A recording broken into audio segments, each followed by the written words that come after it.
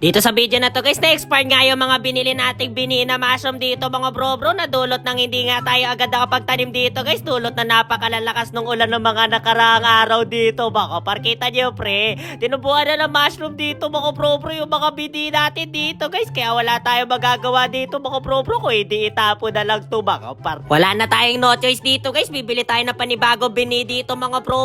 May tumubo na kasing mushroom dito guys, hindi na all gusto mga bro dahil gumapang na yung amag niya dito. Ngayon guys, kapag bumili tayo ng panibagong bini dito mga bro, hindi na tayo madidelay sa pagtatanim dito guys dahil makukumpleto na natin yung mga gamit sa pagluluto para makapagpatubo tayo ng mushroom dito mga parteka. Nandito yung mga tropa natin dito mga bro sa kipisa natin dito guys. Si Kuya Ever dito mga bro, may gagawin natin, malupit sila dito guys Tetestingin daw nila dito mga bro kung okay pa daw yung bini na to guys o pwede pang itanim dito mga bro. Kaso pre, hindi pa namin naluluto yung kusot na to mga bro kaya masyado madumi yan guys. Hindi namin nire-recommend to mga bro. Trip lang to guys sa mga batang nanonood dito mga bro, wag nyo to gagayahin guys. Feeling ko talaga pre, hindi tutubo to mga bro pero baka sakali lang dito mga par na tumubo yung binina na expired dito mga bro saka yung kusot na ilalagay namin dito guys. Pero madumi kusot na yan pre, palagi ko hindi gagapangan na amag yan mga bro kasi hindi pa luto yung kusot na yan guys at hindi pa napapatay yung mikrobyo dito mga par. Medyo de-demo ko nga lang sa inyo guys kung paano gagawin namin dito mga bro kung sakali maluto na yung mga kusot na to guys. Ilalagay nga namin yan sa plastic mga bro at ang tawag nga dyan guys, fruiting bag mga par.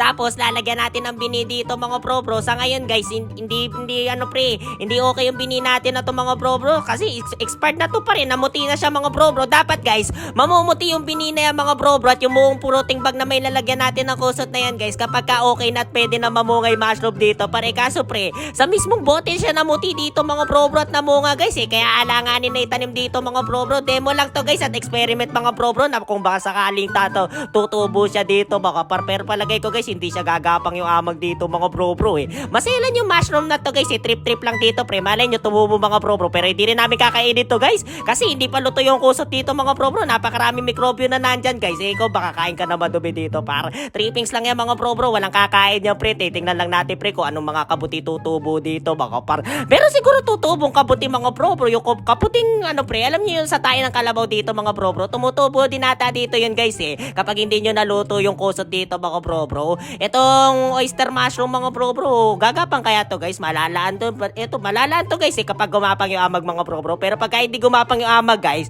yari tayo mga bro. Sayang lang yung bini natin guys. Sa bagay expired na din mga bro at wala na tayong notice dito pre kung hindi bumili na lang ng bago dito mga par. At ito na mga par, ito na nga yung fruiting bag na sinasabi nila dito mga bro nagagapangan ng amag dito guys para tumubo yung mushroom dito mga par. Amag lang kasi yung mushroom na yan mga bro pinapagapag lang yan sa bugo kaya naman sa mais dito guys. Kaya kailangan pre malinis talaga dito mga bro at niluluto guys. Ayan o pre, kitang-kita nyo naman mga bro na madumi siya dito guys dahil hindi pa siya naluluto dito pre kaya hindi gagapag yan mga par. Ayan pre, demo lang naman to mga bro. Ganyan lang itsura niya guys. Munggo siya mga bro na ginapangan na amag guys. Kaso pre, expired na to mga bro dahil gumapang na amag dito mga par. Ilagay nga namin sa bodega yung mga fruiting bag na ginawa namin dito guys na mababa yung tsansa na bungaan ng mushroom dito guys dahil napakadumi ng fruiting bag na yung mga bro dahil hindi pa siya nasasanitize at napapakuluan na mabuti dito mga par. Grabe guys, ngayong buwan mga bro sinisigurado ko sa inyo guys makakapagtanim na tayo ng maraming fruiting bag dito mga bro. Kaso guys, bibili tayo ng bagong mini dito mga bro dahil expired na to guys kaya maraming salamat sa pagsama sa walang kwenta natin content ngayong araw dito mga par. Yun lang, bye bye.